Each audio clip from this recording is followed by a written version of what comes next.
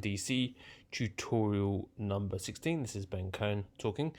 Okay, so today we're going to have a look at a Wing Chun versus boxing video. So I've actually done quite a few of these videos myself, and I kind of showed the basics as to how you can use Wing Chun against boxing. So yeah, it's a huge topic, and there's lots of videos on this on YouTube, and lots of people kind of talk about it. You see Wing Chun people say this all the time, like, you know, this is how you defeat boxing with Wing Chun, and I would say that almost all of it is complete nonsense. And if you haven't had any boxing experience, I don't think you'd really understand just how effective boxers are with their hands. Sorry, video is it's a good little video on how not to use Wing Chun against boxing. So I don't quite know who these people are, but I think it's a boxer and a Wing Chun guy, and the Wing Chun guy thought that he would be able to beat the boxer using his Wing Chun skills. So the boxer is on the left here in the red, and the Wing Chun guy is in the black. So you can already see from the get-go that first of all, they're in completely different weight categories. The boxer is far bigger, far longer reach. So if this was in a boxing match, they would be in different weight categories. Number one, number two. Usually in boxing, the guy with the long arms or the girl with the long arms almost usually wins. More leverage, longer reach. So not always the case. But generally speaking, the longer your arms are in boxing, the more of an advantage you have, because boxing is about managing distance. So no, we're going to just take a look at this fight here. And I'll take you through it and tell you what I'm looking at. Okay, so they're just about to start.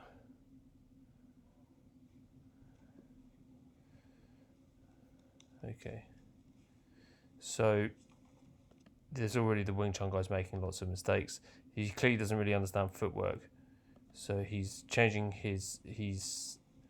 has no idea how to set up any of his strikes. He's going in, his head, it stays in one place, and the boxer just picks him off as he rushes in. You watch the boxer just bang there, hits him as he walks in.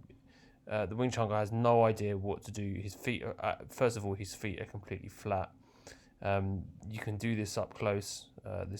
You can have flat feet when you're made contact with the other person, but not when you're fighting from distance. It's a very bad idea. You're not mobile enough, and you don't generate enough torque in your body to throw power shots from range. So anyway, the amount of mistakes here is you know, there are so many mistakes. It's almost hard to point out all of them.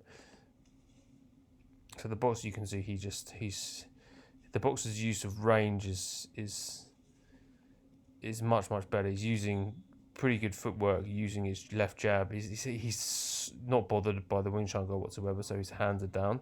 So he's clearly just doesn't have it. He doesn't fear the guy at all.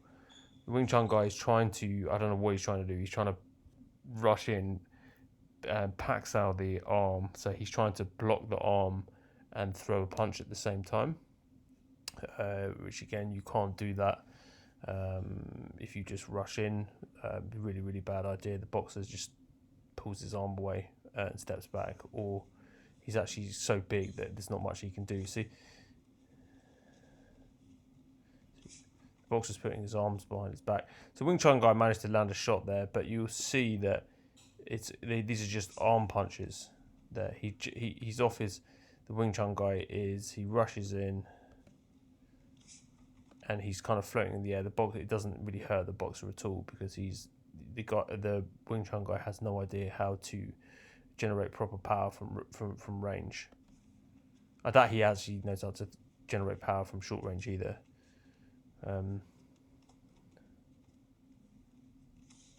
So he rushes in again, gets caught on the way in.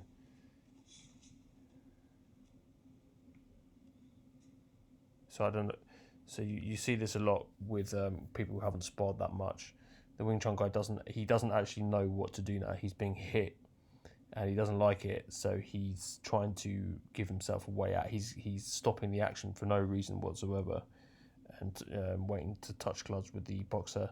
Why? I mean, basically what's happening, he's jumped into the deep end and he realises that he doesn't actually know how to swim. So you can kind of see it falling apart from him right here. None of his attacks work. The boxer's not hurt at all. We keep going.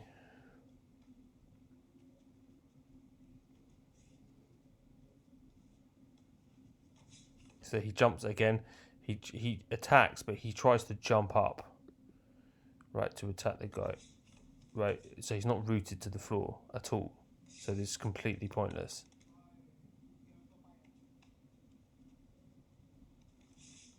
Yeah, he's getting lit up on the way in, not moving his head on the way in. He keeps changing his stance, so the boxer reads that. This is another mistake that Wing Chun people make, or when they try to do distance fighting, they keep switching their feet around, because in Wing Chun you're supposed to be, you don't really favour one side or the other. And so because you don't favour one side or the other, a lot of Wing Chun people think that they can do this at a distance with other fighters who specialize in distance fighting. And if you start switching up on someone who's specialized in fighting from range, a boxer or a kickboxer, and if you don't understand boxing or kickboxing, they will light you up. But Wing Chun people, because they're only sparring a lot of the time, the way that they train, they don't train proper footwork. They train Wing Chun footwork, and they train Wing Chun footwork as if it's a distance fighting art, which it isn't. So again, Wing Chun is not a distance fighting art. I want to repeat this over and over and over again until I'm blue in the face, that Wing Chun is not a distance fighting art. If you do not know how to fight at distance, then you definitely do not want to start trying to mix it up with a boxer or a kickboxer. This is why I have all of my students always understand footwork, learn what does a boxer want to do, what does a kickboxer want to do. Not to, I don't mind switching stance so much as long as you're responsible when you're doing it. But most Wing Chun people are not responsible when they switch stance. When you switch stance, you're basically against the specialist someone who specializes in distance fighting.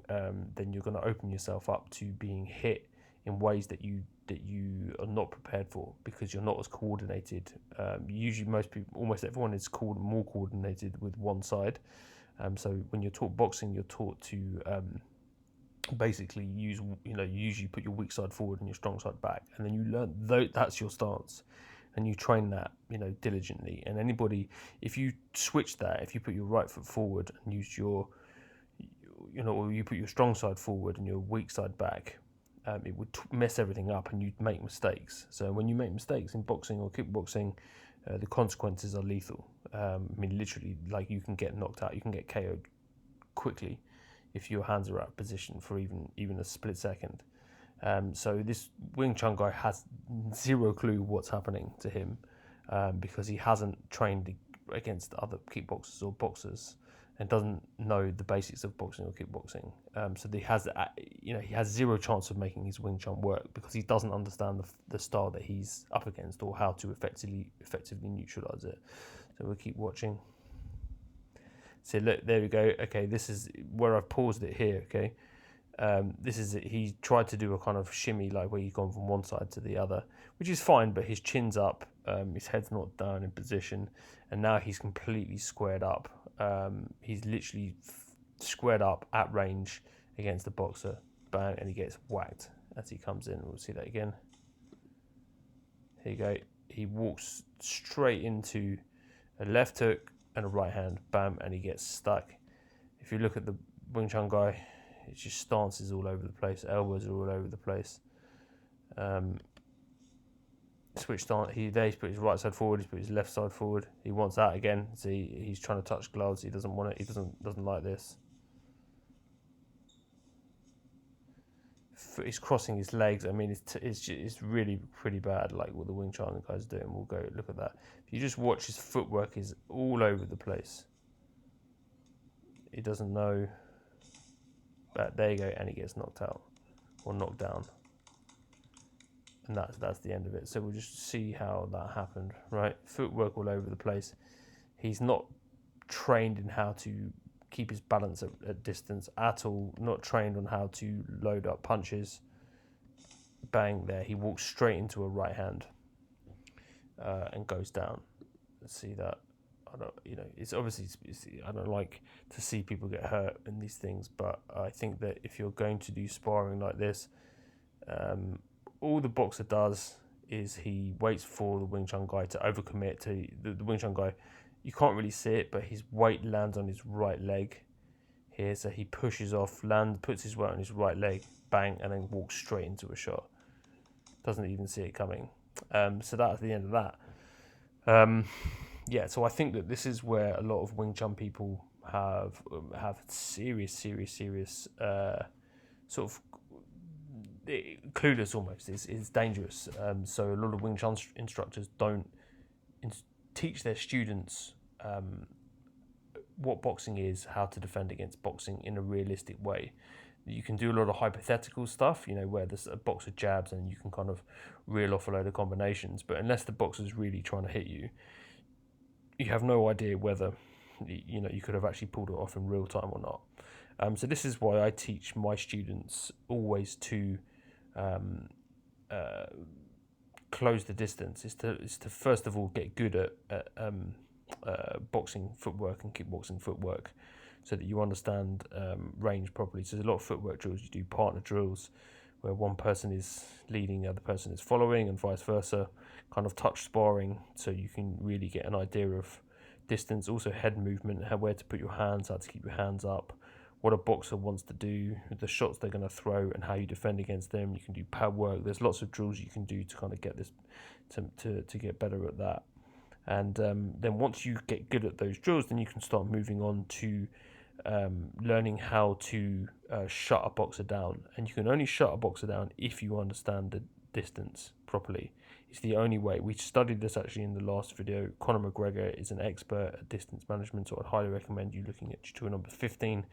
You look at Conor McGregor's distance management, it's absolutely fantastic. He would have no problem closing down a boxer and forcing them into grappling, or as we play, we want to get them into chi sao range. So our focus in Wing Chun is to so this guy, at no point does this guy does the Wing Chun player ever attempt to try and get this guy into chi sao range. He just runs in and tries to strike the guy from range. So it's really like there's just almost no. It's just bad Wing Chun. Like Wing Chun at range is just very bad boxing. There was an opportunity there almost to pin the arms, right? So you want to control a boxer. You want to control a boxer's arms, right? If you have any chance of making anything work against the boxer, you need to be able to control their arms first, and that means forcing them into playing chi sao. And that might not happen straight away. You might have to work diligently over a long period of time, right, to neutralize the danger, and then figure out a time when you can go in against the boxer safely, neutralize the arms, and then use your chi sao skills to disrupt their center of gravity, and then you strike, right? So you only strike after you've taken their body structure. Right? Otherwise, it's just far too risky. Then there's almost no point in using Wing Chun. Wing Chun is used when you can control somebody else's center line, their center of gravity rather. Once you can control the center of gravity, then the strikes start to work. The strikes feed off of the manipulation of their center of gravity. And if you're not doing that, then your striking stuff isn't really going to work.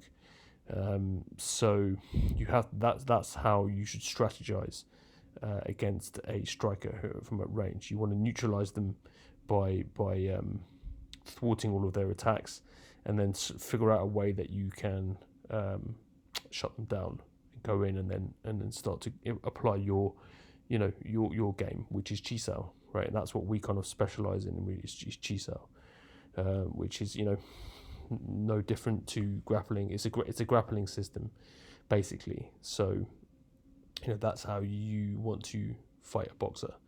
And so look, I feel like I'm being harsh on this guy, this Wing Chun guy. He is significantly smaller than this boxer.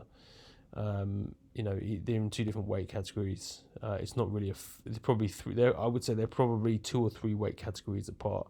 So it's not really fair. The guy, he's at a huge disadvantage already. So I don't want to be too harsh about him, but yeah, I don't think he knew what he was getting himself into, and he found out. Unfortunately, he found out the hard way by getting knocked out. And yeah, you would you would hope that as an instructor, I would never ever put a student of mine in this sort of situation unless they train very, very hard, like a boxer. To take part in anything like this. So I think it's kind of irresponsible of whoever this guy's instructor is, whoever's made him think that he can take this boxer on. Or maybe he did it by himself. I don't know, but he's learned the hard way now. Hopefully, maybe he will go back to the drawing board and look at some boxing. That's one of the there is a way of integrating Wing Chun with boxing, but it's not easy to do, and it has to be done carefully, and you have to understand both arts quite well. Anyway, so look, if you've got any questions, shoot me an email or leave a comment below, and I will get back to you. And I'll see you next time.